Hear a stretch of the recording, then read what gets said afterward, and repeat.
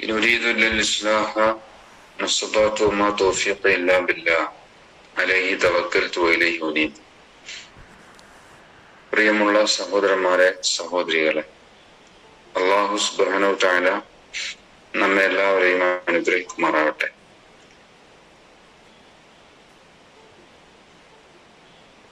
നമുക്ക് നമ്മുടെ കുടുംബങ്ങളിൽ ചില ഉത്തരവാദിത്വങ്ങളുണ്ട് എന്ന് കൃത്യമായി ധാരണയുള്ളവരാണ് നമ്മൾ. കുല്ലുക്കും റാഇൻ വകുല്ലുക്കും മസ്ഊലുൻ അൻ റഅയ്യതിഹി. നിങ്ങളെല്ലാവരും ഉത്തരവാദിത്വമുള്ളവരാണ്, തന്റെ കീഴിലുള്ളവരെ കുറിച്ച് ചോദ്യം ചെയ്യപ്പെടുന്നവരാണ്.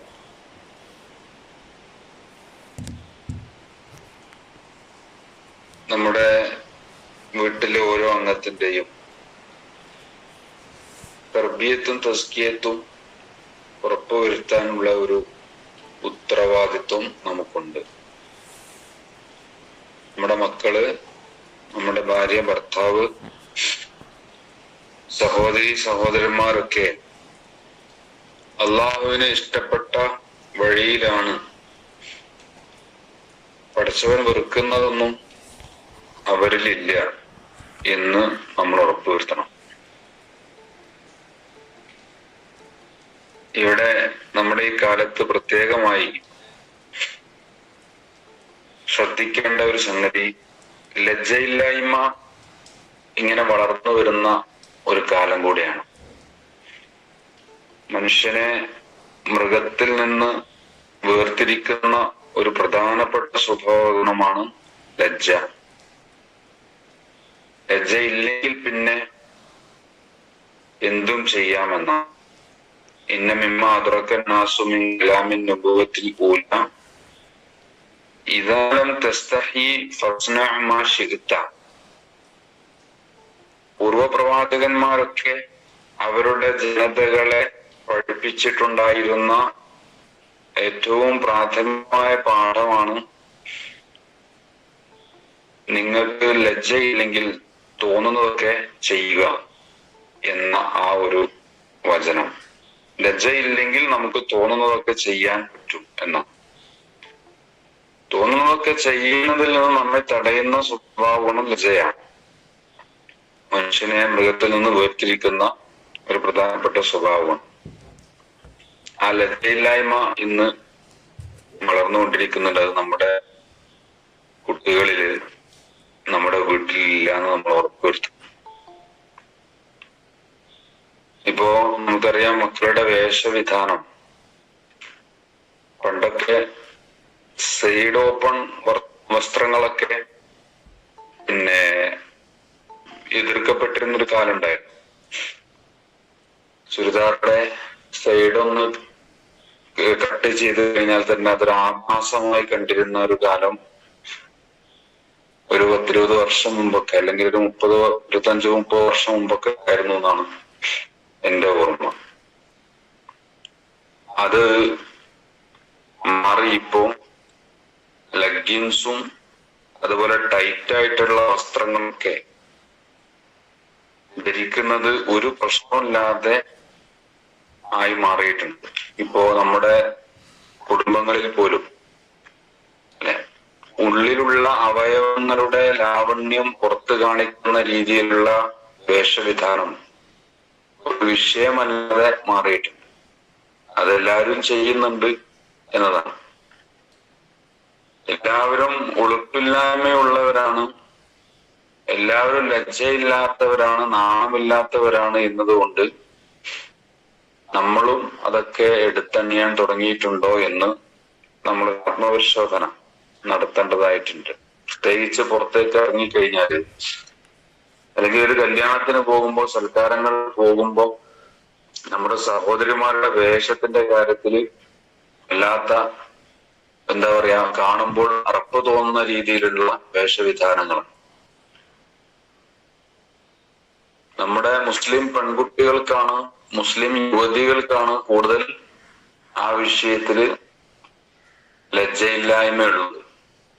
വളരെ ആരെയും പിന്നെ ഒന്ന് ആകർഷിപ്പിക്കുന്ന രീതിയിലുള്ള വേഷം ധരിക്കാൻ ഹിന്ദു സഹോദരിമാരെക്കാളേറെ നമ്മുടെ മുസ്ലിം ചെറുപ്പക്കാരികൾക്കാണ് കൂടുതൽ ആവേശമുള്ളത്.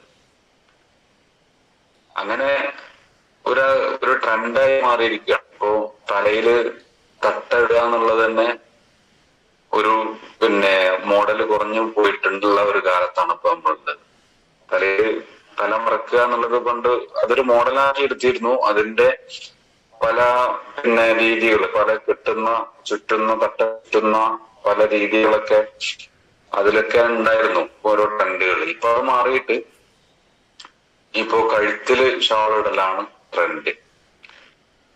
മുസ്ലിമിനെ തിരിച്ചറിയാനുള്ള ഒരു ഐഡന്റിറ്റിയായി മാറിയിരിക്കുന്നു. അല്ലാതെ വേറൊരു ഐഡന്റിറ്റി ഇപ്പൊ നമ്മൾ കുട്ടികൾ ഇങ്ങനെ കുറെ കുട്ടികൾ നടന്നു പോകുമ്പോ അതിനിടയിൽ തിരിച്ചറിയാൻ ഒരു ഐഡന്റിറ്റി ഇല്ല.